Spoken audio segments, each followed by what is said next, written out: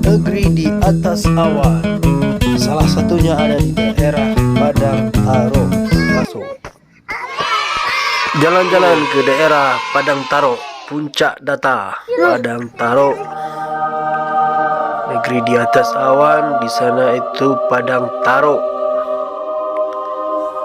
Jadi di Labuh Lurui,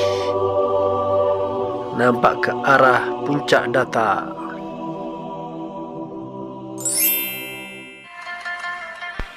Assalamualaikum warahmatullahi wabarakatuh. Alhamdulillah, kita masuk balik. Perjalanan kita kini ko dari Puncak Data menuju ke Labuh Lurui, Padang Taro. Modeko bentuknya kini di awal tahun 2022 ko. Perjalanan dari Puncak Data menuju ke Labuh Lurui, Padang Taro. Jalannya lagi rancak, agak sempit seketik. Jadi hati-hati lewat siko. Kalau bahasa Malaysia, ia perlu hati-hati, ekstra hati-hati. Udara segar di siko. Pemandangan rancak, nampak di awan.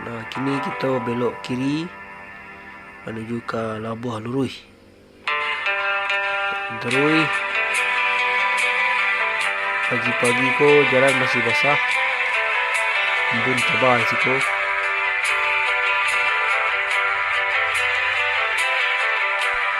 Sementara kita akan mencari perkampungan di daerah Padang Taro.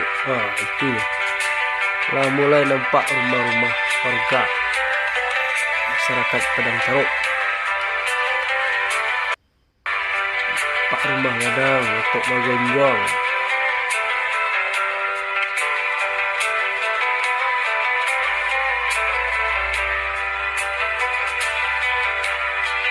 Ini kau sebelah kiri ada tabiang runtuh.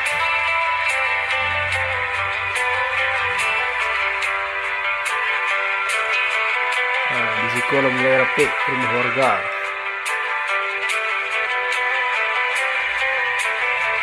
Mudah-mudahan bisa bobek teragak.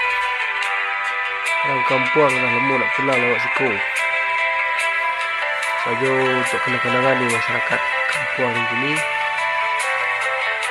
Untuk beberapa tahun yang akan datang, mereka untuk kampung itu awal tahun 2022 ko.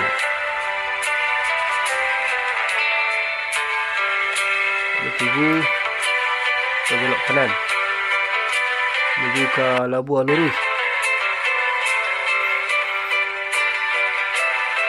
Sementara kita tiba di Labuh Lurui, nampak terbang Labuh Lurui.